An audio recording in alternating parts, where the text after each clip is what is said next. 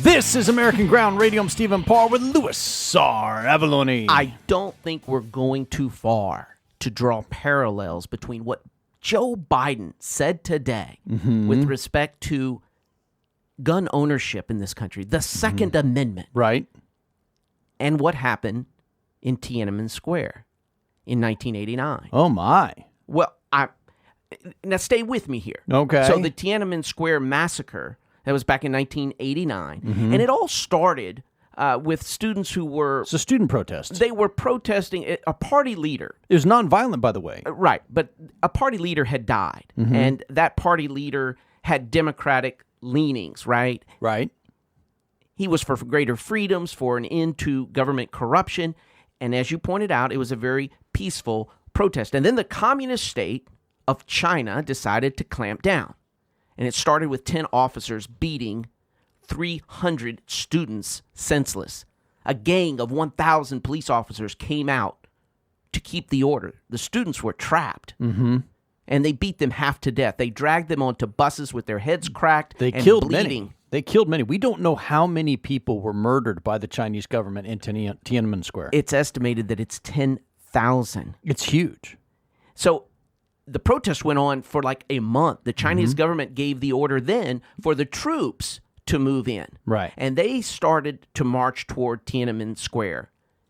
People swarmed the streets to block the troops from entering. And it wasn't just troops. The troops had tanks.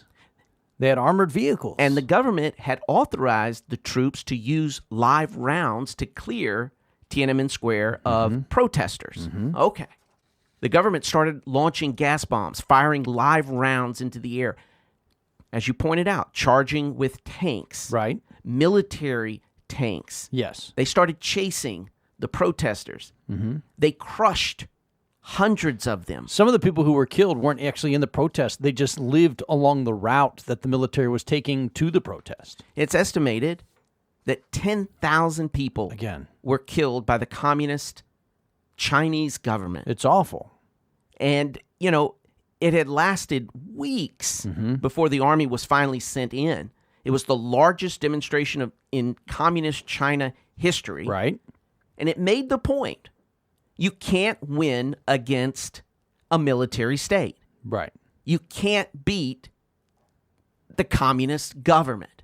I mean, especially one with tanks and all sorts of firepower that obviously these students were not equipped with because they don't have the right to bear arms in China. They don't. They were there peacefully in Tiananmen Square. So when Joe Biden, we've got that clip, right? I have the clip. Take a listen. And I know a lot of folks say, what in the world are you saying? Take a listen, and then let's draw the analogy. Second Amendment from the day it was passed limited the type of people who could own a gun and what type of weapon you could own. You couldn't buy a cannon. Those who say the blood of patriots, you know, and all this stuff about how we're going to have to move against the government. Well, the tree of liberty is not water with the blood of patriots. What's happened is that there never been, if you wanted to think you need to have weapons to take on the government, you need F-15s and maybe some nuclear weapons. The point is that there's always been the ability to rationally limit the type of weapon that can be owned and who can own it. So what he's saying is... Well, first of all, what he was trying to say, because he botched about 3 different sayings in there. It was factually wrong. No, it was a Thomas Jefferson quote, and he said the tree of liberty must be watered from time to time with the blood of tyrants, not of patriots, because patriots have been spilling their blood for this country since day one. Right. And so I guess a tyrant would change that phrase. But he's also wrong that the Second Amendment from day one did not have restrictions on what weapons you could own. There weren't initially, when the Second Amendment was signed, there weren't laws to limit what weapons you could have. That came later. But focus on those words. I don't disagree with you.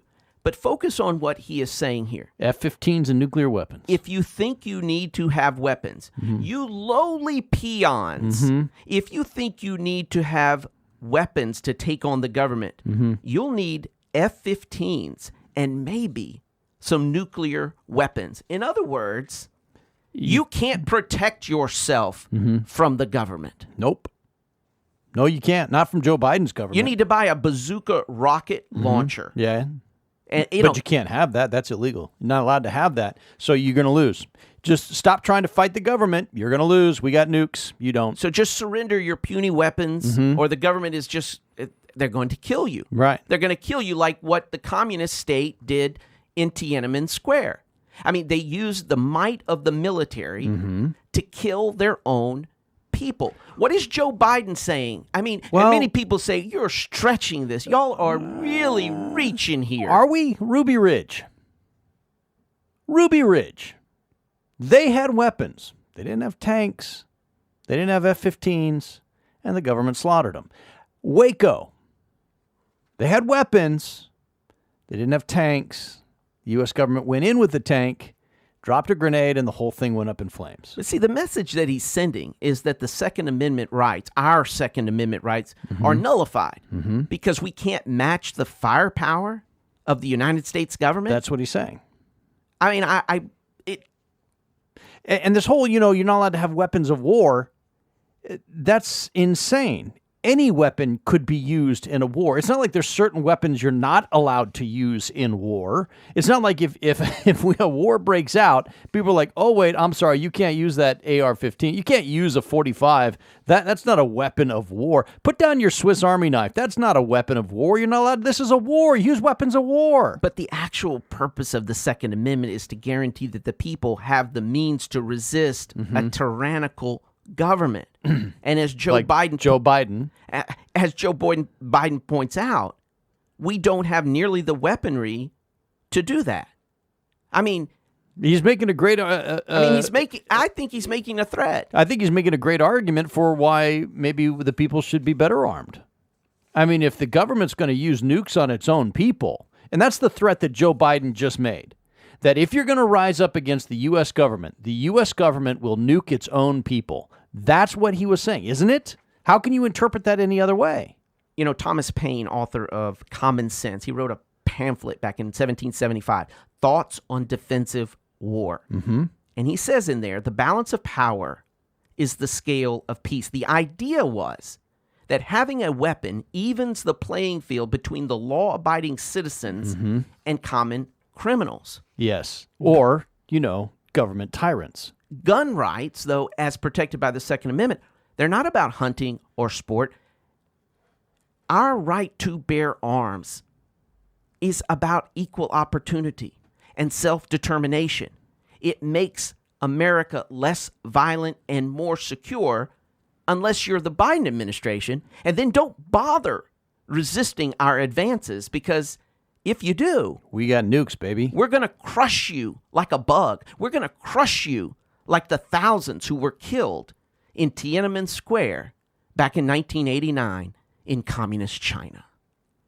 That's where we are now. Let's get to the top 3 things you need to know before tomorrow.